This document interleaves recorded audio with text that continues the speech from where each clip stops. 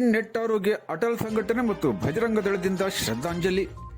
ಜಿಹಾದಿಗಳಿಂದ ಹತ್ಯೆಗೀಡಾಗಿರುವ ದಕ್ಷಿಣ ಕನ್ನಡ ಜಿಲ್ಲೆಯ ಸುಳ್ಯ ತಾಲೂಕಿನ ಬಿಜೆಪಿ ಯುವ ಮೋರ್ಚಾ ಕಾರ್ಯಕಾರಿಣಿ ಸದಸ್ಯ ಪ್ರವೀಣ್ ನೆಟ್ಟಾರು ಅವರಿಗೆ ದಾಂಡೇಲಿ ಅಟಲ್ ಅಭಿಮಾನಿ ಸಂಘಟನೆ ಮತ್ತು ಬಜರಂಗ ದಳದಿಂದ ಸೋಮಾನಿ ವೃತ್ತದಲ್ಲಿ ಶ್ರದ್ಧಾಂಜಲಿ ಸಲ್ಲಿಸಲಾಯಿತು. ಪ್ರವೀಣ್ ನೆಟ್ಟಾರೂರವರ ಭಾವಚಿತ್ರಕ್ಕೆ ಮಾಲಾರ್ಪಣೆ ಮಾಡಿ ದೀಪ ಬೆಳಗಿಸಿ 1 ನಿಮಿಷ ಮೌನಾಚರಣೆ ಮಾಡಲಾಯಿತು. ಅಟಲ್ ಸಂಘಟನೆ ಅಧ್ಯಕ್ಷ ವಿಷ್ಣು ನಾಯರ್, ಬಿಜೆಪಿ ಘಟಕದ ಅಧ್ಯಕ್ಷ ಚಂದ್ರಕಾಂತ್ ಕ್ಷೀರಸಾಗರ್, ಬಿಜೆಪಿ ಹಿರಿಯ ಮುಖಂಡ ವಾಸುದೇವ್ ಪ್ರಭು ಮತ್ತು ಬಜರಂಗ ದಳದ ಜಿಲ್ಲಾ ಸುರಕ್ಷಾ ಪ್ರಮುಖ ಚಂದ್ರು ಮಾಳಿ ಮಾತನಾಡಿ, ರಾಜ್ಯದಲ್ಲಿ, ಕೇಂದ್ರದಲ್ಲಿ ಮತ್ತು ಬೆಳ್ಳಾರಿಯಲ್ಲಿ ಹಿಂದುತ್ವದ ಸಿದ್ಧಾಂತದ ಮೇಲೆ ಅಧಿಕಾರಕ್ಕೇರಿರುವ ಬಿಜೆಪಿ ಸರ್ಕಾರ ಇದ್ದರೂ ಹಿಂದೂ ಯುವ ಕಾರ್ಯಕರ್ತರ ಮಾರಣ ಹೋಮ ನಡೆಯುತ್ತಿರುವುದು ಎಲ್ಲರ ನೋವಿಗೆ ಕಾರಣವಾಗಿದೆ. ಈ ಹಿಂದೆ ಕಾಂಗ್ರೆಸ್ ಸರ್ಕಾರ ಇದ್ದಾಗ ಯುವ ಕಾರ್ಯಕರ್ತರ ಸಾಕಷ್ಟು ಕೊಲೆ ನಡೆದಿವೆ. ಪಿಎಫ್ಐ, ಎಸ್ಡಿಪಿಐ ಭಯೋತ್ಪಾದಕ ಸಂಘಟನೆಗಳು ಭಾರತ ದೇಶವನ್ನು ಇಸ್ಲಾಮೀಕರಣಗೊಳಿಸುವ ಉದ್ದೇಶದಿಂದ ತಮ್ಮ ಧರ್ಮ ಮತ್ತು ರಾಷ್ಟ್ರೀಯತೆಯ ಬಗ್ಗೆ ಮಾತನಾಡುವವರನ್ನು ಕೊಲೆ ಮಾಡುವ ಕುತಂತ್ರ ನಡೆಸುತ್ತಿದ್ದಾರೆ. ಸಂಘ ಪರಿವಾರದ ಕಾರ್ಯಕರ್ತರು ನಮ್ಮದೇ ಆದಂಥ ರಾಷ್ಟ್ರ ನಿರ್ಮಾಣದ ಕನಸನ್ನು ಕಟ್ಟಿಕೊಂಡು ಕೆಲಸ ಮಾಡುತ್ತಿದ್ದೇವೆ.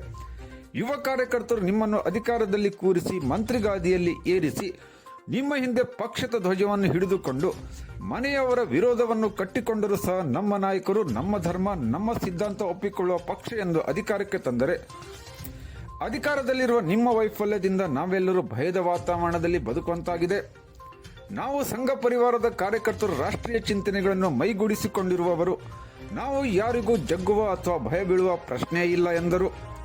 ಈ ಸಂದರ್ಭದಲ್ಲಿ ಸುಧಾಕರ್ ರೆಡ್ಡಿ, ರಮೇಶ್ ಹೊಸ್ಮನಿ, ರವಿ ಗಾಂವ್ಕರ್, ಸಂತೋಷ್ ಸೋಮನಾಚೆ ಹಾಗೂ ಭಜರಂಗ ದಳದ ಲಿಂಗಯ್ಯ ಪೂಜಾರ್, ಎಸ್.ಕೆ. ಹಿರೇಮಠ್, ಅಟಲ್ ಸಂಘಟನೆಯ ಸುನೀಲ್ ಬೋವಿ, ಶಿವಾಜಿ ತೇಲಿ, ಮಹಾವೀರ್ ವ್ಯಾಸ್, ಆನಂದ್ ಕಾಂಬ್ಳೆ, ಸಂದೀಪ್ ನಾಯ್ಕ್, ದೀಪಕ್ ಹೆಗಡೆ, ನಿರ್ಮಲ್ ಶರ್ಮಾ, ಮಹೇಶ್ ಶೇಖಾವತ್, ಅನಂತರಾಜ್ ನಾಯ್ಕ್, ದಿಗ್ವಿಜಯ್ ಸಿಂಗ್ ಸೇರಿದಂತೆ ಅನೇಕ ಯುವ ಕಾರ್ಯಕರ್ತರು ಉಪಸ್ಥಿತರಿದ್ದರು.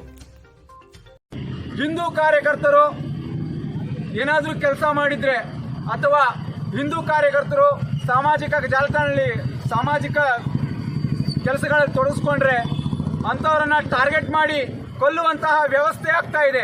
ಎಸ್ಡಿಪಿಐ, ಪಿಎಫ್ಐ ಅಂತಹ ಒಂದು ಭಯೋತ್ಪಾದಕ ಸಂಘಟನೆಗಳು ಇವತ್ತು ಈ ದೇಶವನ್ನ ಇಸ್ಲಾಮೀಕರಣ ಮಾಡಬೇಕು ಎನ್ನುವಂತಹ ಉದ್ದೇಶವನ್ನ ಇಟ್ಕೊಂಡು ಯಾರು ತಮ್ಮ ಧರ್ಮದ, ತಮ್ಮ ರಾಷ್ಟ್ರೀಯತೆಯ ಬಗ್ಗೆ ವಿಚಾರ ಮಾತಾಡ್ತಾರೆ ಅಂಥವರನ್ನ ಟಾರ್ಗೆಟ್ ಮಾಡಿ ಕೊಲ್ಲುವಂತಹ ವ್ಯವಸ್ಥಿತ ಕುತಂತ್ರ ಇವತ್ತು ನಡೀತಾ ಇದೆ.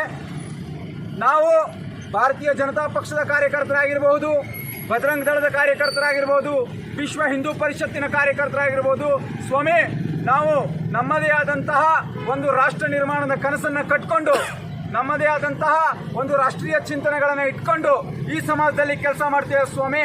ನಾವು ಇವತ್ತು ನಿಮ್ಮನ್ನ ಅಧಿಕಾರದಲ್ಲಿ ಕೂರಿಸಿ ನಿಮ್ಮನ್ನ ಮಂತ್ರಿಗಾದಿಯಲ್ಲಿ ಏರಿಸಿ ನಿಮ್ಮ ಹಿಂದೆ ನಾವು ಧ್ವಜವನ್ನು ಇಟ್ಕೊಂಡು ಮನೆಯವರ ವಿರೋಧ ಕಟ್ಕೊಂಡ್ರೂ ಕೂಡ ನಮ್ಮ ನಾಯಕರು, ನಮ್ಮ ಧರ್ಮ, ನಮ್ಮ ಸಿದ್ಧಾಂತಕ್ಕೆ ಒಪ್ಪಿಕೊಳ್ಳುವಂತಹ ಪಕ್ಷ ಅಂತ ಹೇಳಿ ನಿಮ್ಮನ್ನು ಅಧಿಕಾರಕ್ಕೆ ತಂದರೆ ನೀವೇನು ಮಾಡ್ತಾ ಇದ್ದೀರಿ?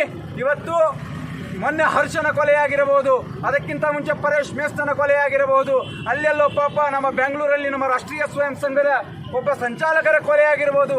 ಇದನ್ನೆಲ್ಲ ನಾವು ನೋಡ್ತಾ ಇರಬೇಕಾ ಸ್ವಾಮಿ? ನಾವು ವಿಶ್ವ ಹಿಂದೂ ಪರಿಷತ್ತಿನ ಕಾರ್ಯಕರ್ತರು, ನಾವು ಭಾರತೀಯ ಜನತಾ ಪಕ್ಷದ ಕಾರ್ಯಕರ್ತರು.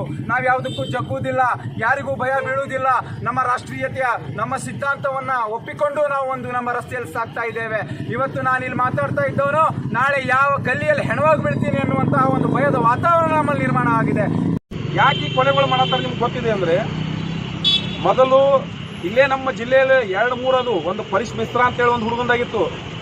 ಆ ನಂತರ ಈಗ ಮೊನ್ನೆ ಒಂದಾಯಿತು, ಈಗಾಯಿತು. ಮೊದಲೇ ಹಿಂದೂ ಕಾರ್ಯಕರ್ತನ ಮರ್ಡರ್ ಮಾಡ್ತಿದ್ರು.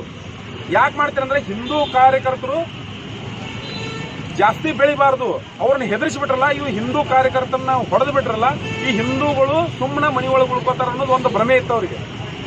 ಅಂಥದ್ದು ಆದಮೇಲೆ ಮತ್ತು ನಮ್ಮ ಕಾರ್ಯಕರ್ತರು ಹೆಚ್ಚಿಗೆ ಆದ ನಂತರ ಅವರು ಇತ್ತಿತ್ತಲಾಗಿ ಏನು ಮಾಡತ್ತಾರೆ ಗೊತ್ತದ್ರಿ? BJP target ಮಾಡಕತ್ರು. ಈಗ ಅದಕ್ಕೆ ಕಾರಣ ಅಂತಂದ್ರೆ ಇವರು ಬಿಜೆಪಿ ನಮ್ಮ ಪ್ರವೀಣ್ ಅವರು ಯಾಕೆ ಇವ್ರಿಗೆ ಮರ್ಡರ್ ಮಾಡಿರ ಅಂತಂದ್ರೆ, ನಿಮ್ಮ ಸರ್ಕಾರ ಇದ್ದಾಗನೂ ಮರ್ಡರ್ ಮಾಡ್ತೀವಿ, ನೀವು ಏನು ಮಾಡ್ತೀರಿ ನಾವು ಅದನ್ನು ನೋಡ್ಕೊಳ್ತೀವಿ ಅನ್ನೋದು ಒಂದು ಚಾಲೆಂಜ್. ಅದಕ್ಕಾಗಿ ಮರ್ಡರ್ ಮಾಡಿದ್ರು ಅವರು.